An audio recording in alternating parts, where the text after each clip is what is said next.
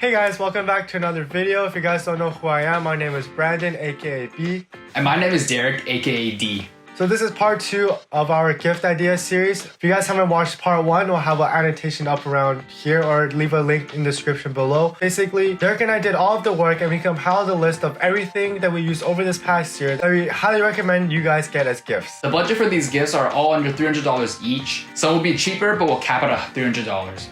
And today's theme is photographers and gamers.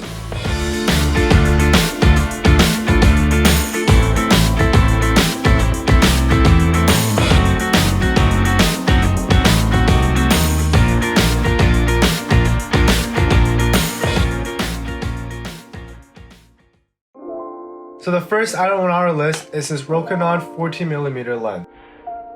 So unfortunately, this lens is around $50 over our initial $300 budget, but I highly recommend this lens if you have a little bit of extra money that you want to spend for whoever you're buying this gift for. So what makes this lens so great is it's compatible with full frame cameras and it's a really wide lens. So it's a 14mm lens at f2.8, so there's tons of light that's able to get into this lens, so you can take better pictures and sharper pictures at night. Another feature that makes this lens so great is that there's really minimal distortion on the edges when you're taking pictures. A lot of wide angle lenses that are a little bit on the cheaper side, there's a lot of like this fisheye effect on the sides, but this one there's really minimal. Like, you can notice it, but it's easily fixable in post. Another great feature about this lens, if you're buying it for a filmmaker, they can shoot a lot of handheld footage. Because it's so wide, you don't really notice all of the shake.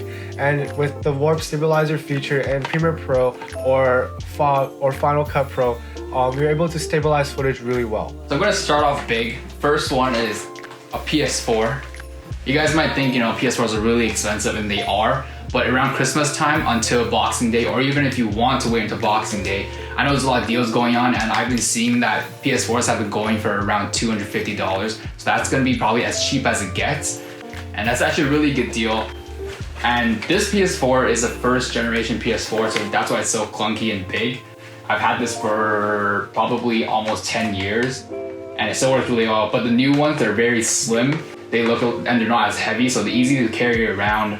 And they also have more storage space. So mine is around 500 gigabytes. I know the ones now are around 1 terabyte. So it's gonna be a good deal for $250. And hand in hand are gonna be controllers. I have 2 of them. It's because sometimes you're gonna have one and then you're gonna be charging another one, so you can just alternate them. But controllers actually can be kind of pricey. They're around $90 or $80 each. For me, I found that they're actually very durable. The PlayStation controllers are very durable. I don't know about the Xbox controllers. I don't have an Xbox. I've always been a big PlayStation guy. From my experience, they're actually really good and really durable. But with that being said, I've heard bad things about them too. So if you want to buy one, maybe it'd be a good idea to get 2 instead, just to be safe. And one more thing about controllers is that there are these customizable controllers called SCUF controllers. These are for people who are more serious into gaming, or especially like first-person shooters like Call of Duty. I don't have a SCUF controller because mainly I just play video games that are sports games, so I don't play much of first-person shooters on the PS4. But I know that SCUF controllers can customize every little button, every little trigger, every little design on the controller, and they cost roughly around $150 to $200. So if they're a big gamer and you want to get them something that's a little bit more unique, then you guys should probably go with the SCUF controller, and the SCUF is SCUF. The second item on my list for photographers is this Aputure Light. So basically this light costs around $60 and it's extremely bright. I highly recommend it buying for any filmmaker or photographer to kind of light up the space that they're in, whether they're like a travel photographer, maybe they want to add some cool lighting effects with like light painting and stuff, or like a filmmaker or a YouTuber who's filming inside a studio and they need like a really bright light. It's not too expensive for a studio light, and it also comes with 2 gels, like a warm one and a cold one. Unfortunately, I lost the gels, but it's a really nice addition to the YouTube studio. Also comes with a little notch on the bottom so you can attach it to your camera just in case you get lost, and also comes with a pouch that you can attach to your bag. Okay, and the number 3 is a keyboard. If they play video games or a gamer on their laptop or their PC, then they're probably gonna want a gaming keyboard. This gaming keyboard is the Logitech G512 SE. So this keyboard I know isn't very great, but it's really good for the price. So this keyboard only cost me around $50. I know a lot of gaming keyboards actually go for around $100, $200, or even $300. But personally, I don't feel like you need to spend that much amount of money on one keyboard, because honestly, they're pretty much the same things. Unless you're a professional gamer, you don't need one that's that crazy. This keyboard is actually really good because it's compact, it's wired, and for gamers, you want it to be wired because you don't want, if it's wireless, it can die mid-game. It's happened to me before. So make sure you guys get a wired keyboard. And this is, and you know what they say, like the clickier it is, the better you'll be at the game. And this is a very clicky keyboard. It's a, is it called Blue Light? Blue Switch. Blue Switch. The clickiness comes from the Blue Switch. Honestly, it's really soothing on the ears just from clicking it. So I recommend this. It's really compact, and it also lights up when you're playing, and not everyone wants like a keyboard that lights up, so this is a really good deal. So I'm gonna combine the next two things together. Basically, what I have for you guys is a Gorilla Pod and also a tripod. The reason I highly recommend a Gorilla Pod is for any filmmaker who is like always traveling, always on the go, and maybe they get to a hotel and they want to take a time lapse off the balcony, then you can just literally mount the Gorilla Pod there and then take a time lapse. It's really versatile, and maybe if you're like a vlogger, then you can use this to vlog. It's really lightweight and also really durable. And the tripod I'm recommending is this MANFROTTO travel tripod. I've been using it for around 2 years now. I'm taking it everywhere I go. Although it's a little bit short, but it's really compact, and I'm able to fit it literally in my school bag or my camera bag. I absolutely love this tripod. It's super durable, and I just like the design. I think it just fits the aesthetic of my remaining of my camera gear. So the Gorilla Pod was around $60, and the MANFROTTO tripod is around $150. Okay, and the last item for gamers.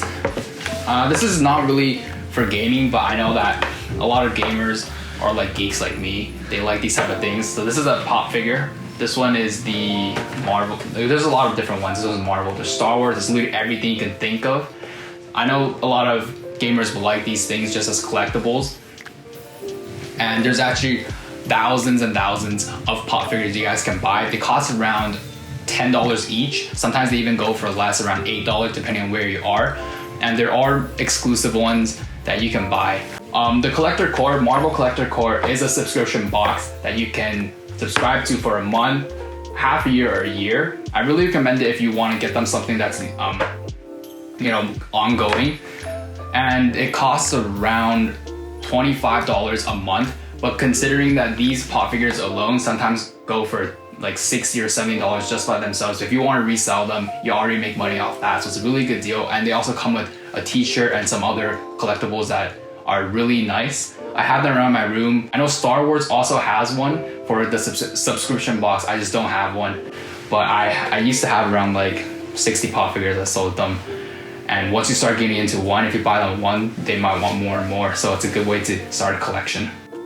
The last item I recommend for photographers or videographers are these, I don't know how to pronounce it, but Lacie hard drives or Lacie hard drives. Maybe you've seen these on Instagram. A lot of photographers or videographers use these.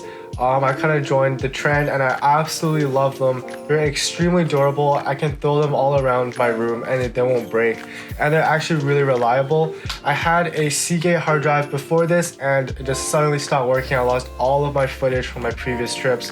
But I've been using these for over a year now, and everything still works perfectly fine. The transfer speeds are, I think, up to 100 megabytes per second. So it's not the fastest, but at least it gets the job done. They come in different sizes. I have a 1 terabyte, 2 terabyte, and a few other ones. But I think for the 2 terabyte one, it's around $130 to $150, depending on where you are in the world. And also just the orange rubber on the sides make a really nice aesthetic. And yeah, they're just really reliable, and I highly recommend these for anyone who has a lot of big files that they need to transfer from computer to computer or just kind of have it backed up. So anyways, that wraps up our second video for gift ideas. Hope you guys enjoyed this video. If you guys have any questions about anything we listed in the video today, just feel free to leave a comment down below and we'll get back to you guys as soon as possible. So if you guys liked the video, make sure you guys subscribe, like, comment, let us know what you guys want to see. Let us know what other video ideas you guys want. And we'll see you guys next time. Stay tuned for part 3.